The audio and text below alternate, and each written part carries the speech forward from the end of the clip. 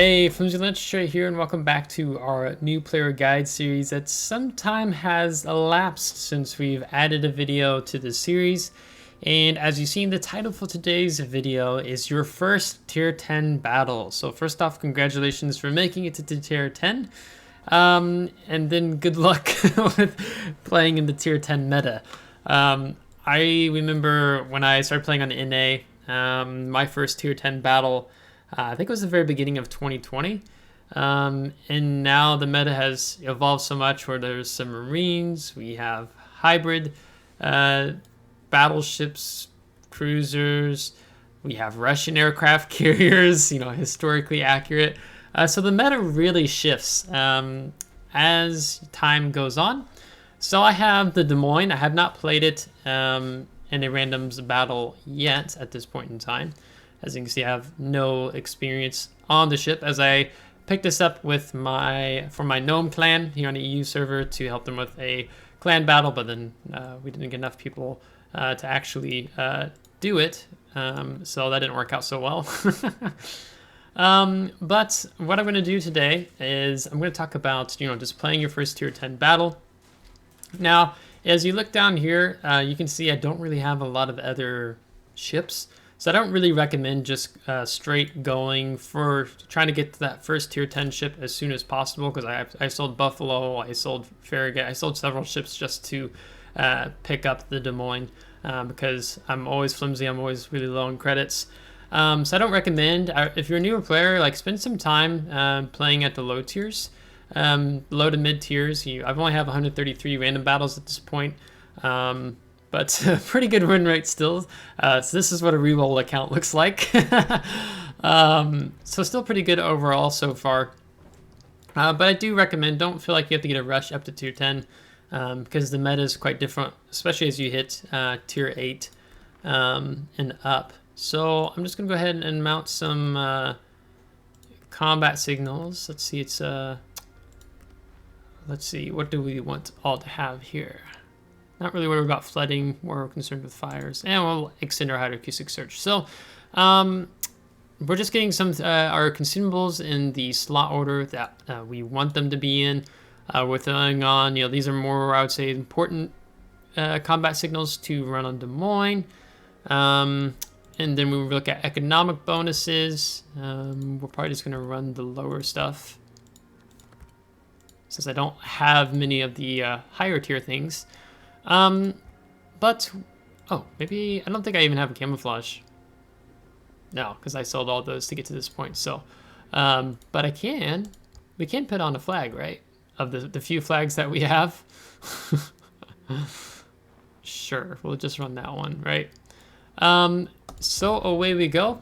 And I'm going to go ahead and cut the footage out here if this takes a long time for random battles to start. And we'll continue on with our topic for this video. Okay, and here we are. So the general advice, oh my gosh, this will be my first time I think playing against super ships on the EU server. My general advice, if this is your first time playing at tier 10, don't feel, you've probably got a taste of it playing tier 8, tier 9, maybe you got bottom tiered and facing tier 10s or maybe even super ships. But don't feel like you have to be overly aggressive. Often, a lot of times, players in general will make mistakes, and you can just capitalize on those mistakes, right? So the player who tends to have more patience will be the player overall, generally speaking, will do better. And I don't mean patience as you go sit up on the A line. Don't make any risky moves, especially as a cruiser, as we're playing in for the first maybe half of the battle, because cruisers become more and more important as the battle progresses, especially the last third of the battle. So when you're playing your first tier 10 battle, one, just enjoy it. Congrats, you made it to tier 10, taking it in. But know that the meta at high tier in World of Warships is really different compared to playing the mid tier, tier 5, tier 6, and the low tier. It really is quite different. I think he's AFK. He's not even logged in because his rear turrets are still looking backwards. So just, and that might be why he's even pink. So just take it in for yourself and enjoying it. Because I know when I first started playing my tier 10 battle, I was a little bit like kind of excited and nervous. You know, how is this going to shake out? How is this going to shake down? So on and so forth. So I guess we'll just kind of be talking more about gameplay here. Now, let's just talk about some general things that you want to be mindful of. One, you check out your teammates, and I'm already detected, so there's already something down in here. But our Kleber is AFK, still pink. So that means that's not good, because I don't have any DD out front spotting. The second thing being, it's just me and a Kearsarge over here. There's no one else helping us on this flank. As you can see, most of our team has gone wide and going for the 7, 8, 9 line. So you can be mindful of the cross map shots too. Kearsarge, let's play it safe. And there's an Edgar. So this isn't good because now the Alsace is going to be able to light me. So we're already at a disadvantage in playing our first tier 10 battle as we lose a portion of health there. Let's pop that hydroacoustic search. We're going to go ahead and just try to keep reversing here. I'm really curious to see if this Shima is going to get cheeky and try to shoot at us from the smoke. Because if he does, then I'll go ahead and pop radar. Okay, now we're going to use our heal. So things are not working out well for us. And starting off for our first tier 10 battle. And we have some players who are trying to get some cross map shots on these low islands. So we have to be very mindful of that. And this guy is working to keep us permalit. So that's really annoying. Yeah, look how many cross map shots are coming in back here. So we want him to get back. And he's probably sitting in the smoke.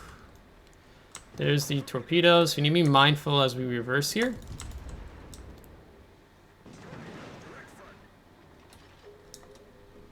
He's back behind there.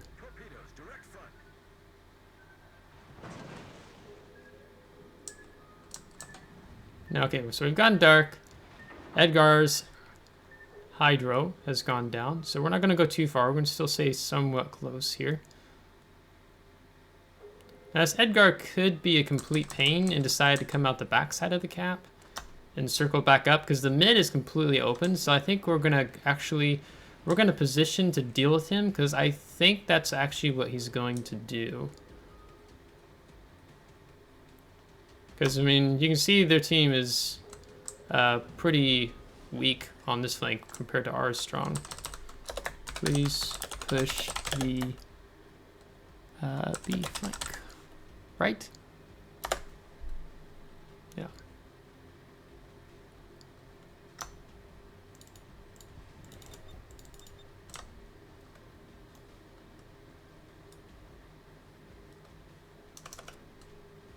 So we're gonna get repositioned here.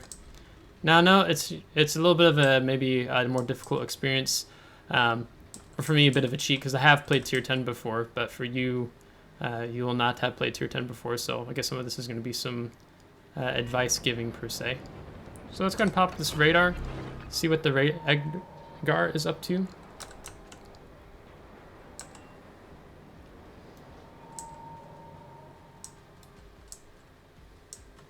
Got Patry coming up. So we'll kind of tag the map like, hey, I think this is what this guy's going to do.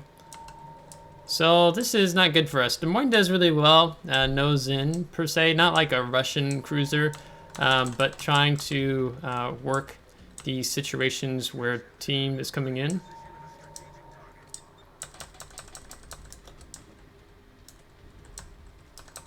Although we're not going to live long against a Patry, so this might be a brutal first tier 10 battle for us today. I have Hydra up in 20.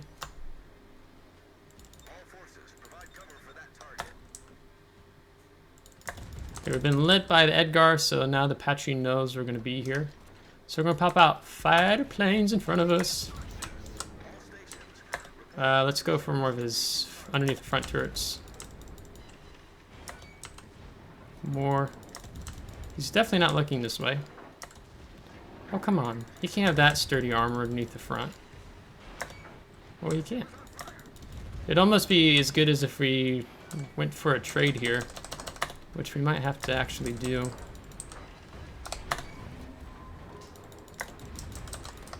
Alright, let's switch.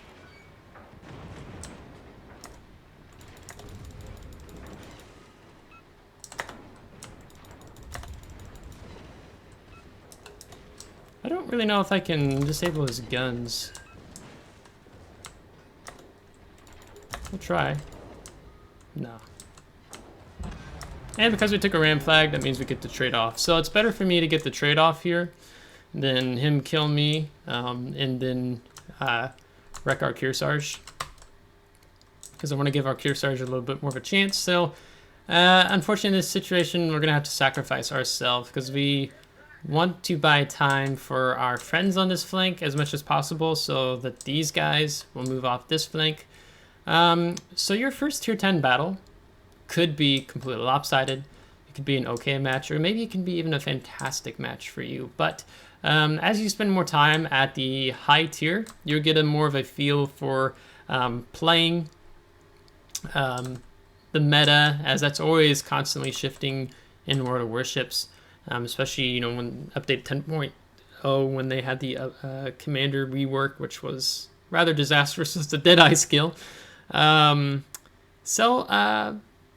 Yeah, just take it in.